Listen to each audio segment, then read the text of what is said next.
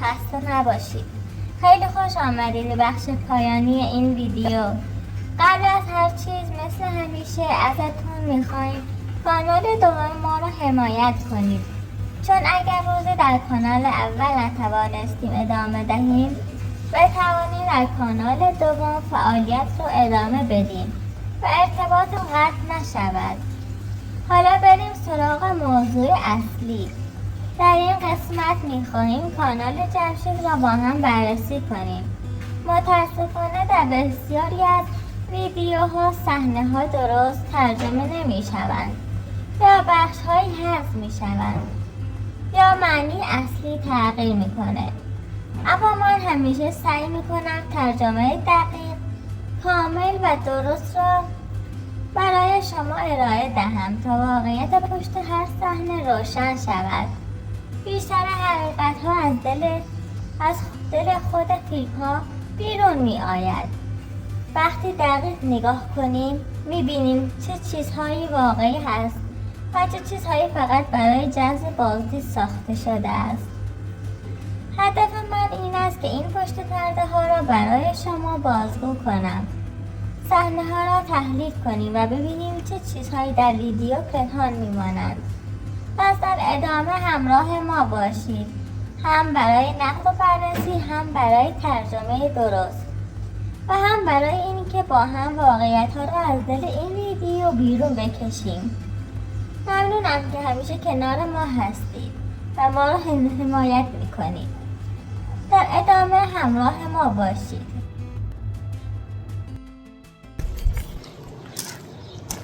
Olha, aí eu fui. Eu vou ensinar isso aqui, pode comer. Personam. کلوی سلامت. کی کلوی میره چند ها همین ها اینم بومبرشون باشه سلامت.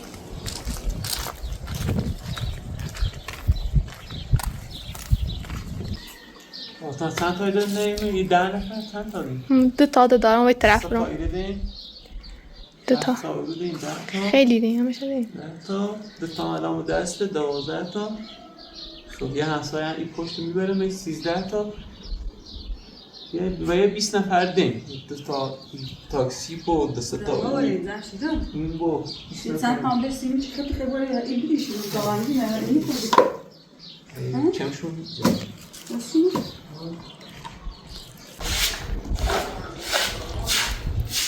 Altıma evre var diyor. Mecran bilen de bir hamuru bakko.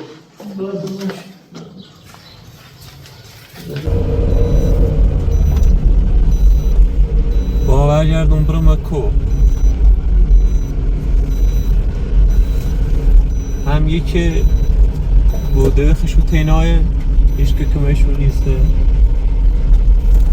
هم یکی عرض کنم خدمت تو کلن تولید محتوای ما اورنه باید اورو ویدیو بگرم ویدیو ایرن آرام بگرم سی کانال ولی به طور کلی ای مثلا محتوا هم تولید نکنیم من مجبورم برم و کوتیشون خشو تیناین همین زندگی واقعی مونه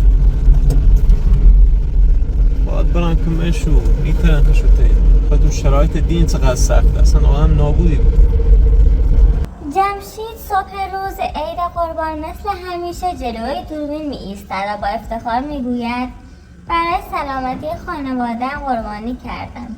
صحنه را طوری می گیرد که انگار هنوز همان مرد ساده عشایری است که به رسم و رسوم دل بسته، اما درست بعد از پخش کردن قربانی لحنش عوض می شود و رو به دوربین می گوید پدر و مادر در کوهستان تنها هستند، باید بروم کمکشان. ظاهر حرفها قشنگ است اما واقعیت پشت صحنه چیز دیگری است. جمشید از وقتی پولدار شده دیگر حوصله زندگی سخت عشایری را ندارد. نه سرمای کوهستان را میخواهد نه گرمای چادر را، نه مثل قبل طاقت کارهای سنگین را دارد، نه دلش میخواهد لباسهای گران قیمتیش خاکی شود. فقط برای فیلم برداری و گرفتن چند صحنه احساسی راهی کوهستان میشود. صحنه‌هایی که بازدید میگیرند و درآمد میسازند. دیگر آن جمشید قدیمی نیست که روزها کنار پدرش گوسفند بچراند، شبها کنار آتش چای دم کند. کم کم به زندگی تجملاتی عادت کرده، به خانه‌های شیک، به راحتی، به پولی‌هایی که از یوتیوب سرازیر می‌شوند. اما جلوی دوربین هنوز نقش مرد سخت‌کوش عشایر را بازی می‌کند. نقشی که سالهاست با واقعیت زندگیش فاصله دارد. از پایلم دردی کنه نیتونم یه کاری انجام کنم. برم بیلم کوتاه کنم خیلی ازید. حالا شما کارت بگم؟ میخواد جوری آبز نماسی دست در نکن آرونه بش بازار پریمالو پریمالو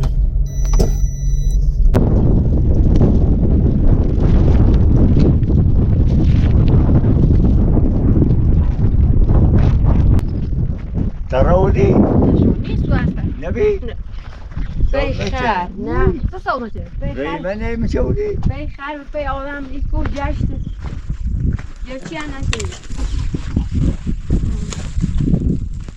نبیاست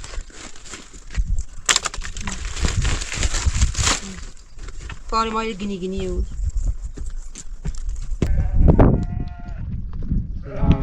سلام چای میلی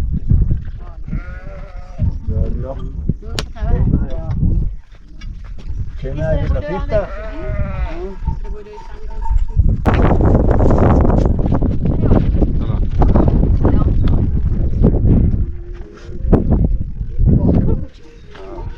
متعجب میتونه بیچه لسه خواه چون باز های چرا نیروفی او دیگه با هم بازار با هم دار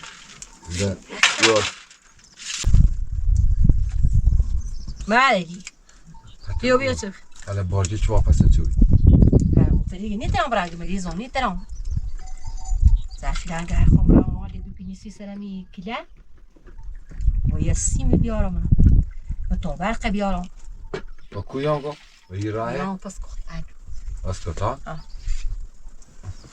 در حال همشه بیاره درنو چه بیار دستم باید قربونه قضا با امید خدا سلامت زیر باید برمش برم خیلی اندار باید برمش بی قضا دست خدا باش دست در نکنی فقط چند روز باید خشتی بسیار بدبخت ماشه روزا بریم من کوری بسیار روز تا دو باب یا جانی هم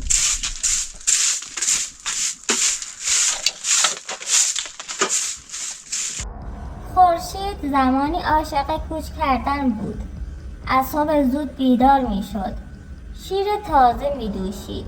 از همان شیر محلی کره و ماست درست می کرد و با عشق کنار حیواناتش زندگی می کرد.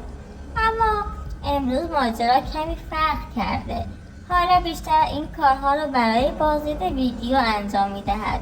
چون وقتی پول وارد زندگیشان شد دیگر کسی حوصله سختی‌های واقعی کوچ و زندگی عشایری را ندارد. با این حال برای اینکه کانالشان افت نکند مجبورن همان نقش‌های قدیمی را دوباره بازی کنند و وانمود کنند همه چیز مثل گذشته است. قادر هم وضعیتی مشابه دارد. او بعضی وقتها در پشت صحنه حضور پیدا می‌کند اما بیشتر وقتش صرف کانال خودش را تهیه می‌شود. دیگر مثل قبل نمی‌تواند همیشه به این مکان بیاید. قبل از پولدار شدن قدیر واقعا کنار پدرش این کارها را انجام میداد. همراه جمشید کوچ می‌کردند، گوسفند می‌چراندند و چوپانی بخشی از زندگی روزمره‌شان بود. اما حالا همه چیز تغییر کرده. بعد از پولدار شدن قدیر تقریبا اینجا را رها کرد. نه برای کمک می آید نه برای کار، فقط گاهی برای تفریح و شکار سر می زند. آن هم بیشتر برای گرفتن چند صحنه جذاب برای ویدیوی دیگر. آن پسر سخت کوش و شایدی دیگر نیست. کم کم به زندگی راحت، لباسهای شیک و درآمد یوتیوب عادت کرده است. اما جلوی دوربین همه چیز همان داستان همیشگی است. خورشید، عاشق کوچ، قدیر، چوپان و خانواده‌ای که هنوز مثل گذشته زندگی می‌کنند، در حالی که پشت صحنه واقعیت کمی متفاوت‌تر از این است.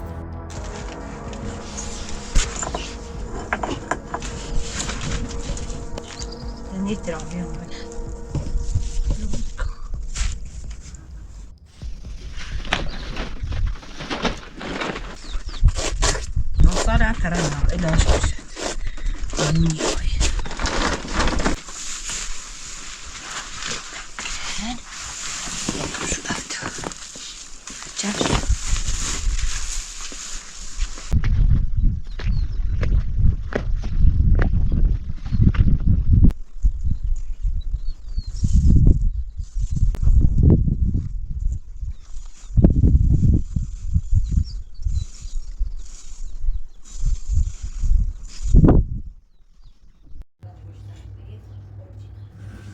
دوستان عزیز، به بخش پایانی این ویدیو رسیدیم. مثل همیشه از صمیم قلب ممنونم که کنار ما هستید و ما را حمایت میکنید. در ادامه خورشید با صدای آرام صحبت میکند. میگوید دیگر توانش را ندارم که هر روز به کوهستان بیایم، اما واقعیت این است که او مجبور است برای ضبط ویدیو خودش را به کوهستان برساند، چون هرچند خانواده کارگر دارند اما مخاطب درست دوست دارد خودشان را ببینند. آنها کارگرهای زیادی دارند، ولی خب برای ضبط ویدیو مجبورند خودشان جلوی دوربین فیلم بازی کنند. حرفها حضور واقعیشان و همین حضور است که منبع اصلی درآمدشان از یوتیوب را زنده نگه می‌دارد. از طرفی خبرهای تازه هم هست. جمشید قرار است به زودی ازدواج کند و همه می‌دانیم که این روزها برگزار یک عروسی باشکوه چقدر هزینه دارد.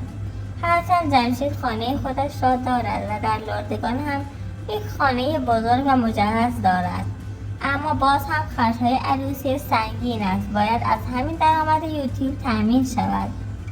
اینها همه باعث میشه که حتی وقتی خسته‌اند، حتی وقتی دلشان نمیخواهند باز هم جلوی دوربین بیایند این کار را انجام دهند، چون این مسیر تنها راهی است که میتواند آیندهشان را بسازد.